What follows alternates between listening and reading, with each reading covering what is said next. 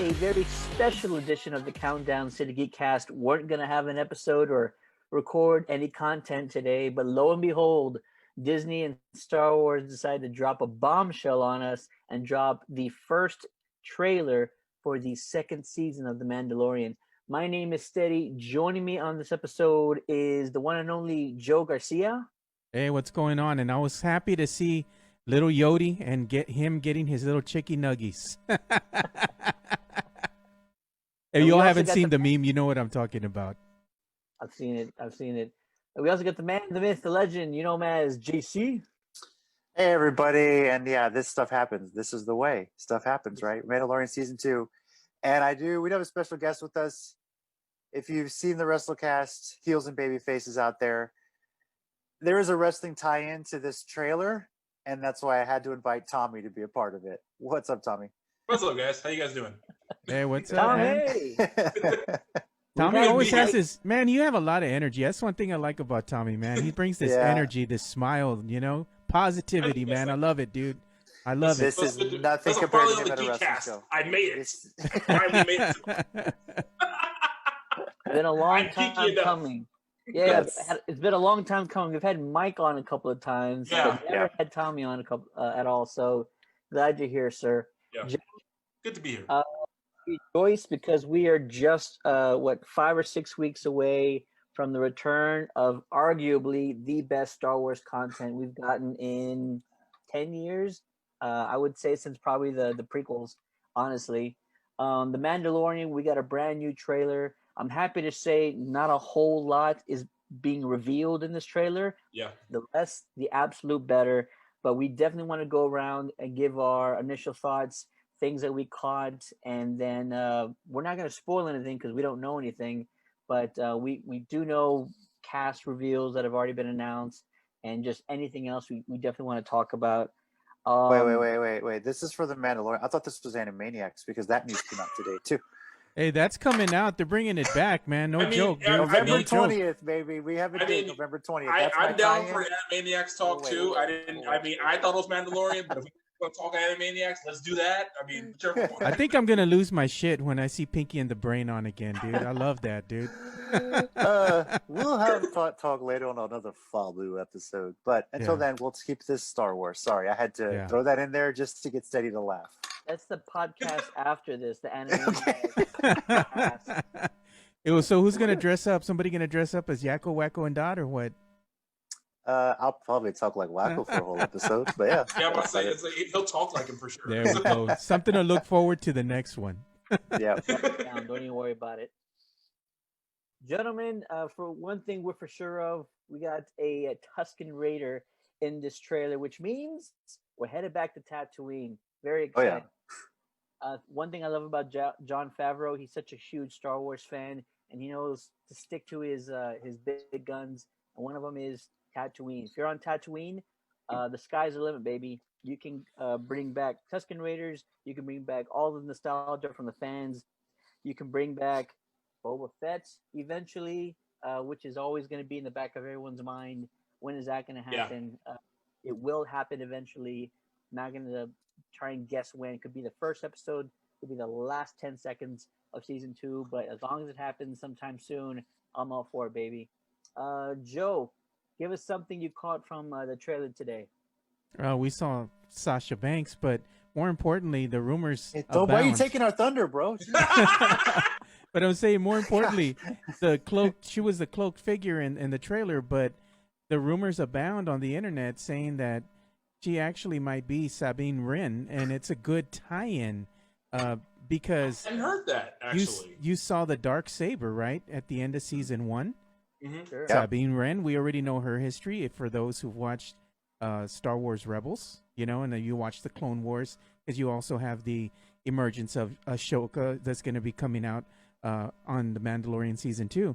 So it's a perfect segue, perfect tie-in for her to kind of maybe tell the Mandalorian, not all force yielding users are bad, like Baby Yoda over here. He the little bugger doesn't know any better. He tried to choke Gina, and I love that part. But I mean, he just needs to be taught. And like, the whole premise is, hey, you're gonna have to return him back to his people, whoever that might be. He thinks it's a Jedi, but we might get a little, I think, twist here to the story, so to speak, because we've never seen the home planet, or we don't even know the species that is Yoda, and where they come from, where they originate from, or even how they are born. Force sensitive. They're force sensitive, but it seems like every time we see a species, a Yoda species, they're sensitive in the Force, so maybe they are formed or created from the Force itself, So that would be an interesting take on the whole thing. But either way, you do get an introduction to the ice planet, which some are alluding that it might be Ilium, Starkiller Base, before it was Starkiller Base. But all this is just hearsay. There's no proven evidence. But I like the fact that they showed us a little bit, but they didn't show us a lot, which I think they learned from the first season trailer. We got the legit boss. Yeah, that we did. Sasha Banks. And the funny tie-in, I'm going to let Tommy take this away because we had some fun with this before we started the WrestleCast today. Sasha Banks' real-life cousin is Snoop Dogg. Oh, nice. Yeah. Tommy, take it away. So her real life is Snoop Dogg. So I'm thinking, is she a Sith, and is Snoop really her Dark Overlord? Like, is he gonna show up? Is he gonna show up? Listen, girl, need to get that baby away from the Mandalorian. This is the wizard for shit. I like that, man. I like that. There you go. I want him to see walk in with the lightsaber just sitting there. Just come on, man. That's so, really funny, but wait, does that mean we don't see like a dark version of Michael Cole who just walked behind her every time she's about to do something? And this time I get a dark sister. Right. Sorry, Vintage Sasha. There you go. So that's off a guy's hand. Vintage Sasha. I got a question for Mike. So not Mike. Tommy. I got a question for Tommy. that's the other How guy. weird is it going to see Sasha Banks in another light? Because this isn't the boss. Yeah, She's gonna be very reserved. It's gotta be just complete opposite.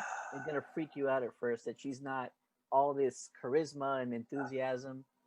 it is, because it's probably gonna have the same effect to me would happen when I saw Batista as Drax. Because first of all, because I gotta say all this. One of my best friends, when he loves Marvel like I do, and so when they announced Batista as Drax, he was not for that at all. But then after the movie came out, he looked at me. He said, "How did Dave Batista do such a freaking amazing job as Drax in that movie? I don't understand." I said, dude, even I didn't think he'd do that well. So to me, it's gonna be the same thing. It's like when Batista did Drax, I was like, I'll watch it. He probably won't be that good, and he was like my favorite person in the whole movie. Sasha, I will not be expecting this. I wasn't even expecting this at all. I hadn't even heard she was in this. So when I saw when the trailer, when it got announced today that she was in the trailer, I was like, who was in what trailer? It explains why she was off TV for so long. We thought it was pandemic related, and my thing is, I'm gonna be. It's cool for her because hell, Batista did Drax, and my God, he never has to wrestle again because one Guardians of the Galaxy check probably set him up for life. And I'm sure, in fact, he's done 2 other movies like already. I'm sure Infinity War, Endgame. Yeah. Stuber. Super was actually funny. I actually like Super. Yeah. I'm telling you right now, if you guys haven't seen it yet, Batista's arguably best lead role is in My Spy. I Really? did see that. Haven't seen it. My wife saw it. My wife saw it first, incredible. and then called me in to come watch it, and I was like, "Dang it, this is really good." You mentioned Batista. Dying laughing the whole time. You mentioned Batista. The Rock, of course, the big movie star. The Rock, but when he made the transition, we knew he was going to be big. That was his character. Yeah. John Cena. Okay, the Marine was like John Cena in an Asian action flick. I wasn't sold on it completely, but then he did Trainwreck, and he was hilarious. He was great. I didn't even like Trainwreck that much. I loved him. Yes. Blockers. He was hilarious in Blockers. He's going to be in the Suicide Squad, and I love this interview. So be a douchebag Captain America. Sold. Wrestlers wrestlers make that transition to Yeah. movies and TV so well because they have to do it on the fly and they can. Yeah, just, I want to they're see him in professional. Fast 9 because that was one of the reasons I wanted to see Fast 9 when it came out. Well, you won't see him in Fast 9 because That's true. That's true. You're yeah, right. you can't. See Oh, him, you yeah. can't So. see me. Wow. It had to happen. It had to happen. Yeah. Wow. The joke has to be in at least once whenever we talk Yeah, about it. but this for Sasha, knowing I'm sure how big as a Star Wars nerd and such a geek that she is. I mean, she's made appearances on Austin Creed, Xavier Woods' Up Up Down Down channel. This is probably a thrill, and for her to have a major role in this series is gonna be pretty damn cool. Well, so I'm very excited. That's a big question mark. We already got people like Ahsoka that's been announced. We got Rosario Dawson is playing her. Yeah. We got Timothy I love Rosario. Oliphant, who again didn't see Timothy in this trailer. We got Captain Rex is expected to show up somewhere. So will Sasha have a big role? Will she just have like a Ming Na Wen appearance? That was disappointing. God, that was very disappointing. Only because only because I love Ming Na Wen so much. So I was like, no. Yeah. I saw an article that actually listed her as being in season 2. I don't know where that information is coming from, so I'm not saying it's going to happen. I just want to know who wrote it and where they got that information, because I don't think they saw season 1 if they're saying Ming Na Wen's going to make a second appearance. Can we talk about the X-Wings, gentlemen? Can we talk about the X-Wings? I think I stopped breathing for a couple seconds when I saw them. And I was like, because I was just like, what is happening? What's happening? I mean, it's post Return of the Jedi. The rebels have taken over everything.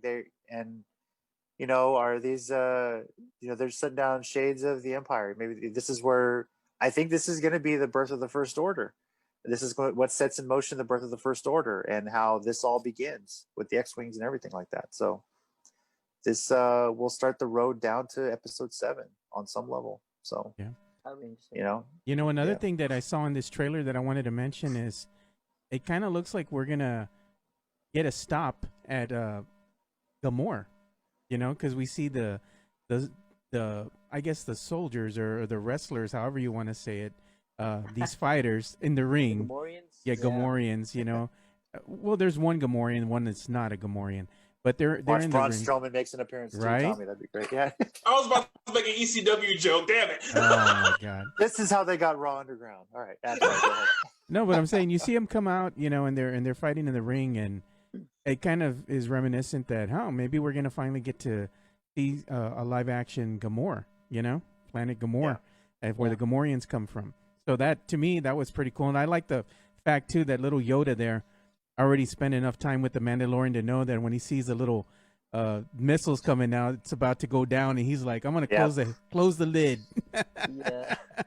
He basically was like, "All right, boy, I'm gonna see you later. I'll be up out of here." Yep. Yeah. I'm gonna close the lid to the convertible. Yeah. Let's see here. Stormtroopers. More Stormtroopers. Fantastic. Jon Favreau knows what he's doing. He's hitting all the greatest hits across Star Wars. You mentioned Ice Planet earlier. I wouldn't be surprised if we're just going back to Hoth. I was wondering about that too, but I didn't want to be like that guy because I was like, there's got to be other ice planets in the galaxy. It probably is. But I feel like Favreau's hitting the greatest hits all again. Later on in the trailer, the Stormtroopers are running down a very long corridor. This is not a tiny ship that we're dealing with. So are we getting a Star Destroyer for the first time on The Mandalorian? I think Joe mentioned Starkiller Base. Are they setting up Starkiller Base? So, Are they setting up Starkiller? And then lastly, towards the end of the trailer, the Stormtroopers are on their bikes. They're chasing something or someone. And then also the Mandalorian Mando looks like he's also chasing the Stormtroopers. But they're going down a canyon, all very rocky, grayish ground around them. And in the canyon is a very low level stream of lava. Is this Mustafar? Anytime I see lava, Mustafar. Vader's planet, baby. So why would they be there? No idea. But anytime I see lava, that's where my head's at. And I wouldn't put it past Favreau to go ahead and just, like I said, play the greatest hits, baby. Let's go around the universe, make all the right stops, and I'm all for it. I can't wait for season 2 to start. Yeah, for me, Favreau. Well, first of all, I trust Favreau ever since Iron Man because I couldn't watch Iron Man. I could watch Iron Man enough. Like my family would not. When that first came out, I was the one person in my family who would not shut up about that movie. So no one thought nothing big was going to come from it. 20 years later, and $19 billion later. Anyway, but to me, Favreau, he's like a kid in a candy store because he's getting to do what any of us would do if we got to make a Star Wars anything. And nothing's wrong with that. It proves he's a fan. So yeah, it does. And I think one of the cool things that we haven't talked about is what if they actually, if they're planet hopping and making a trip down memory lane, how cool would it be if they made a stop at Dagobah? That has me wondering: are they eventually going to get to Dagobah? How is that going to interlace in? Are we going to get a cameo at some point, maybe at the end, of Luke or Han or Chewie?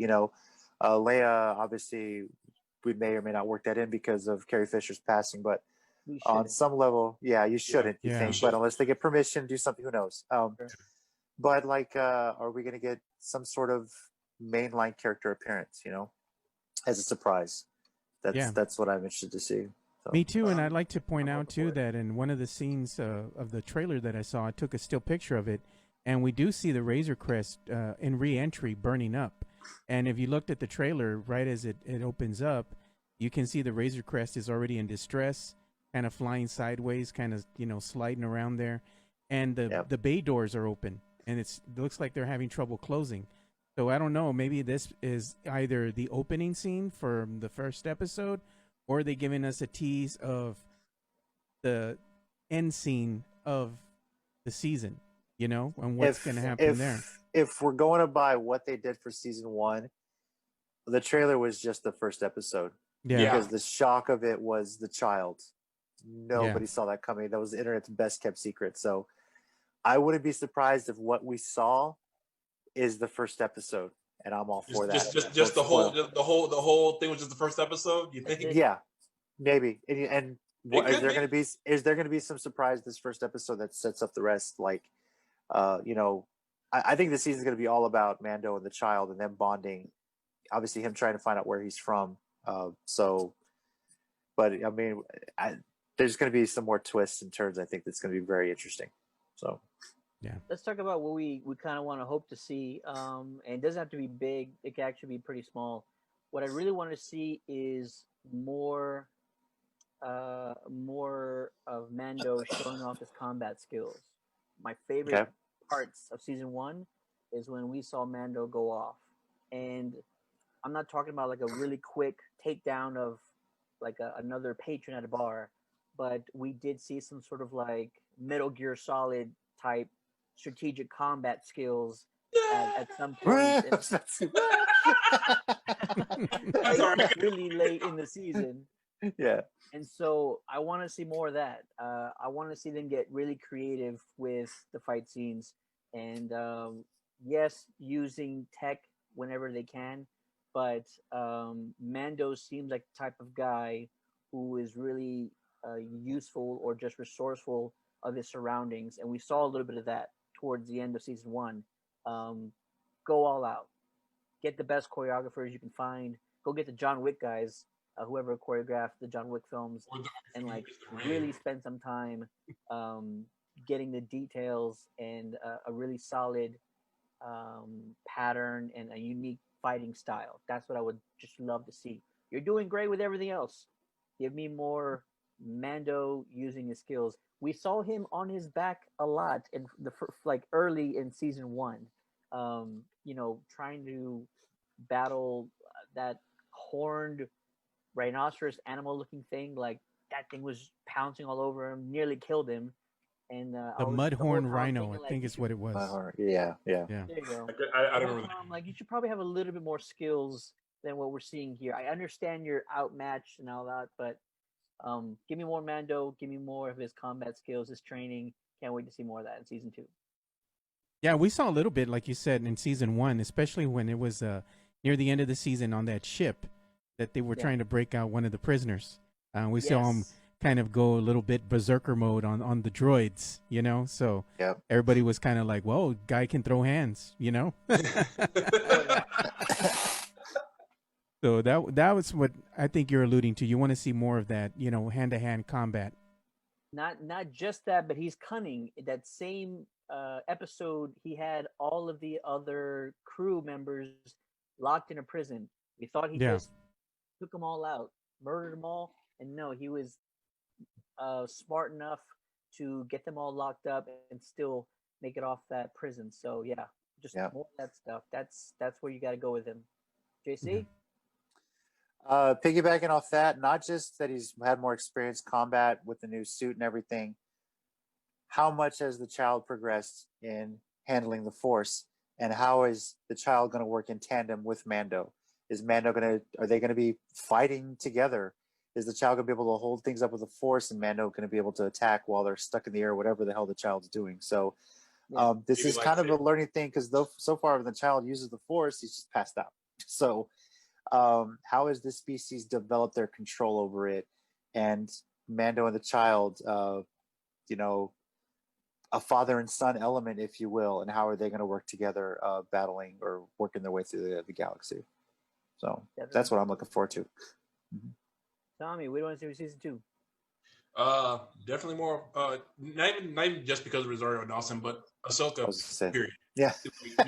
I mean, yeah, she's a huge factor of why I watch anything she's in. She's mainly the only reason I watch anything she's in.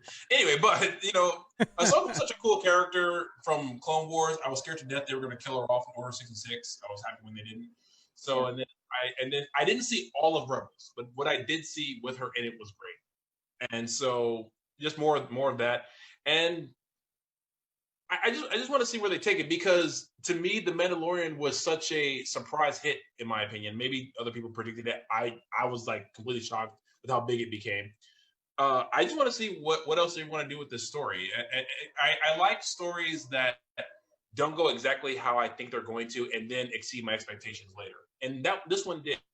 So I like that kind of storytelling. I think Jon Favreau is actually pretty good at it. So I want to see what they do next. So so this is coming from the writer standpoint. Maybe it's like you said, it's a small thing, you know, but I want to see how this story goes, because even if it goes in a predictable way, I think they've already got the experience from the first season to take the second season to a whole new way. So even with familiar territory, it can still be fun to get there.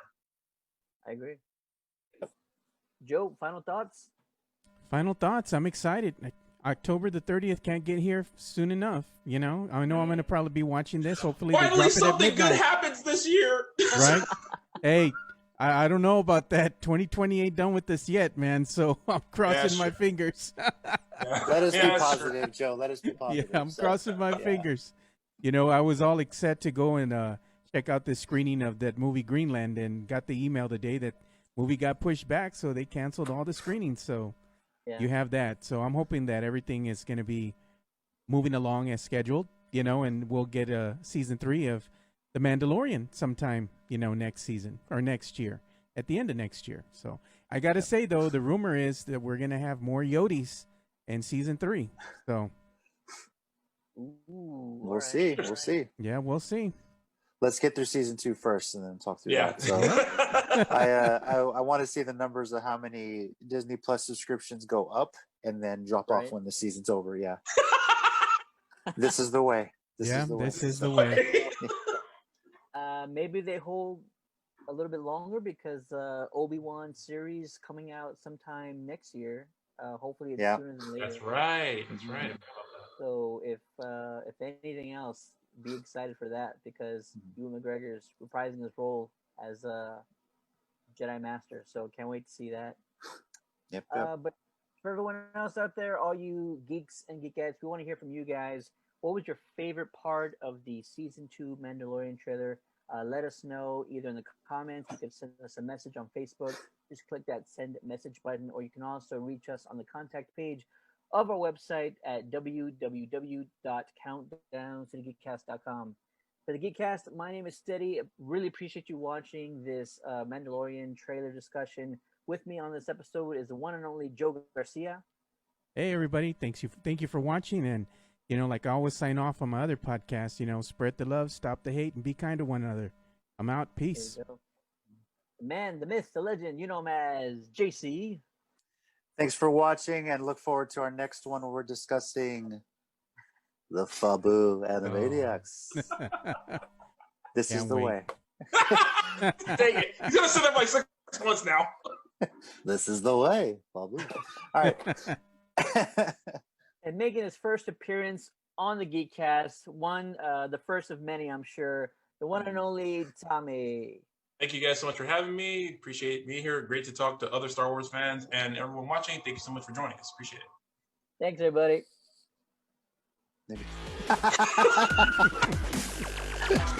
Adrian Allen here. For more Geekcast episodes, subscribe to us on your podcast app and please write us a review. Be sure to like us at Facebook at facebook.com/CountdownCityGeekcast. Follow us on Twitter at ccg_podcast or visit our website at www.countdowncitygeekcast.com.